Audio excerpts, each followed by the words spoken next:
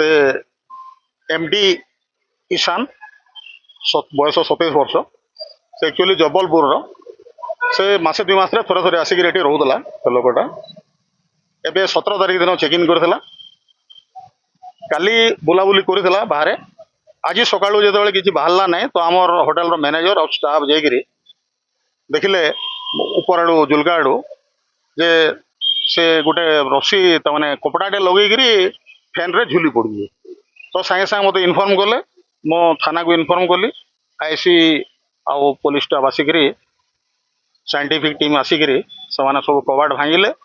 भितर सब को उद्धार कले आउ एम्बुलेंस रे लेकर गले भितर आड़ू कबाड़ दिखाई निजे आईसी आउ 2 जन स्टाफ मिसिर कबाड़ को भांगिले कबाड़ भांगी सारा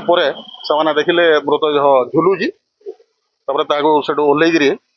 एम्बुलेंस रे एबे हॉस्पिटल को पठेले ना सेमती किसी जना पड़ नथिले से चापग्रस्त भाया किसी ना से रेगुलर तमाने 2 मास 3 मास रे थोड़े आउतले से गोटे कौ कंपनी रो एजेंट जणे कंपनी रो काम रे से आउतले एठी मार्केटिंग करथले से पाख पाख एरिया जाईगिरी से की कहउतले से माने आ 302 नंबर रे से रहउतले। एई भिडियोटी आपनकु केमिति लागिला कमेंट करि जणांतु। धरित्री लाइव रो यूट्यूब एवं फेसबुक चैनल को सब्सक्राइब करंतु। अधिक खबर पई लॉगिन करंतु www.dharitri.com।